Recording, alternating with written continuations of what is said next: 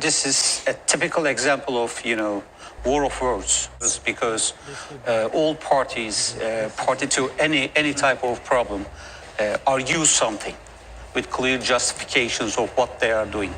Well, it's very clear that, yes, Americans had withdrawn from the INF.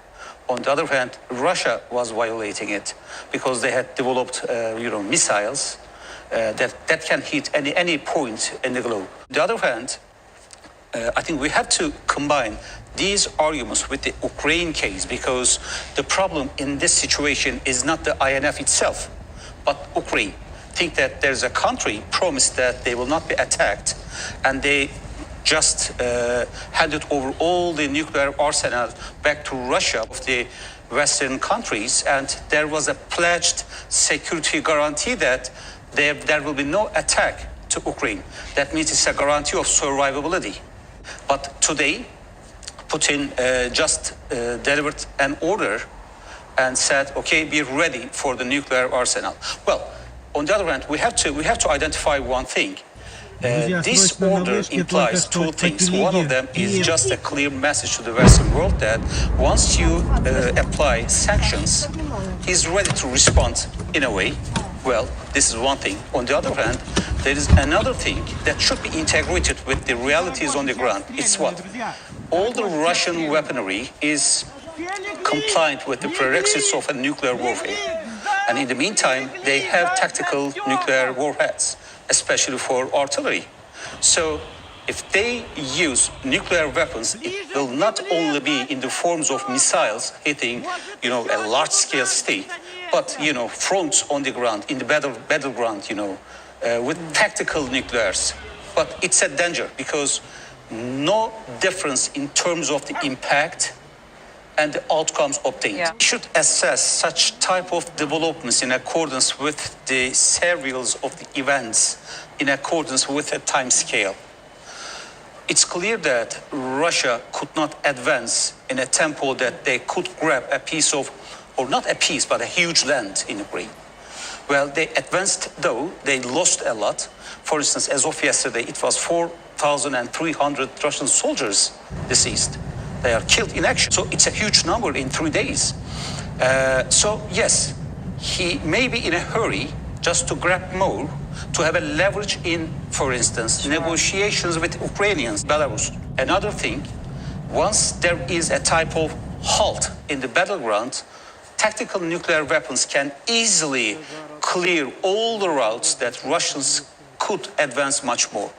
So I think his political objective somehow needs a further military refreshment. Well, he sees nuclear weapons as a way, but he's changing everything. For instance, let me give you a very significant case for that.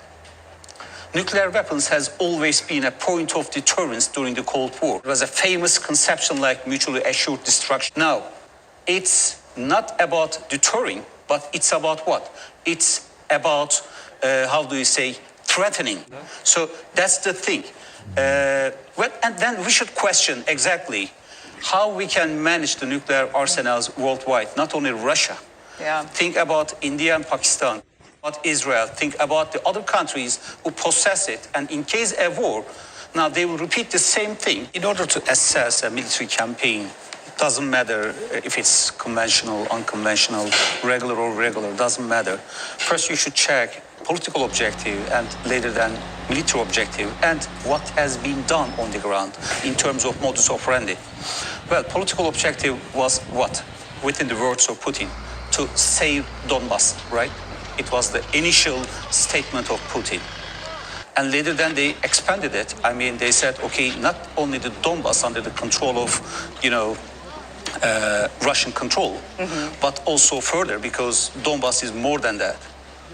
And later then, he talked about Odessa, for instance, and also the overall Ukraine, and he declared that Ukraine is actually Russia. So there's an expansionist political objective pending 2 days, because he just expanded his, the ultimate goal.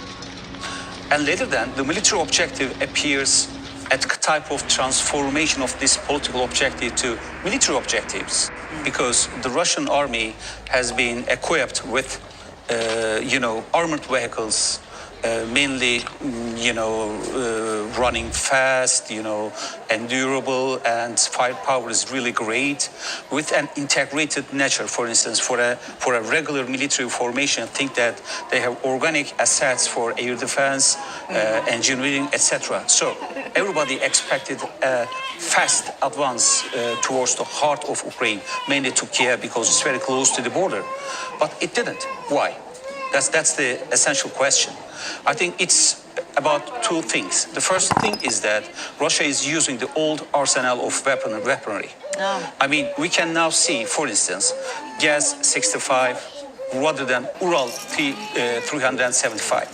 Because Gas-65 is a vehicle, a regular vehicle for general purpose, and it was a vehicle like 50s or 60s. We see it. And we saw tanks left abandoned across the roads. That means they were out of order and was left behind. So they had a problem like maintenance, logistics, and durability because of this old arsenal. The second thing is about the tactic of Ukrainians. They first hit the tires of the vehicles, especially the tires. Later then they used ATGMs, anti-tank weapons, and destroyed the whole units of Russians. It increased the level of casualties from the Russian side. This is a political maneuver because you have to justify what you are doing on legitimate grounds. Well, this is a war of aggression. I mean, if you just go and visit the conception of just war, this is exactly an aggression that is totally prohibited in the UN Charter. And what Ukrainians are doing is currently self-defense, that means legitimate. But if you just open a way in accordance with the UN Charter, like negotiation or accept the mediation of a third party, then you say, okay, I'm prone to peace, but they are not. So they just indicated Belarus as the location for a negotiation, but it's not a good thing because Lukashenko was sitting with Putin at the table. Yeah. So, it's a kind of game of diplomacy. Sanction is, if you just have a framework of sanctifying something, somebody, etc., sanction is something to deter, something to prevent, and something to push the other, change his or her mind. And also, have the other one comply with certainly identified norms. It would be Western, Eastern, or Northern, doesn't matter, but some norms.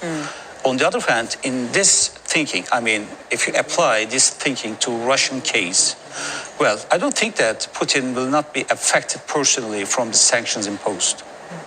On the other hand, for the Western perspective, the sanctions must change politically, though it should not harm the social life in Russian life, because if or once Russian citizens are depriving of the basic needs on the streets, that means now there will be a type of polarization and radicalization, so there must be a limit for that. Well, in the Ukrainian case, currently the sorts of sanctions are good to address it. I mean, it's not only about economy, because they apply sanctions to certain banks but leave some others because there must be a type of interaction.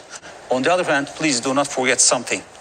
If radicalization is somehow pumped in Russian thinking, they have a huge potential for ultranationalism. The most vulnerable aspect of Putin, or Putin's vulnerability is what? Failure.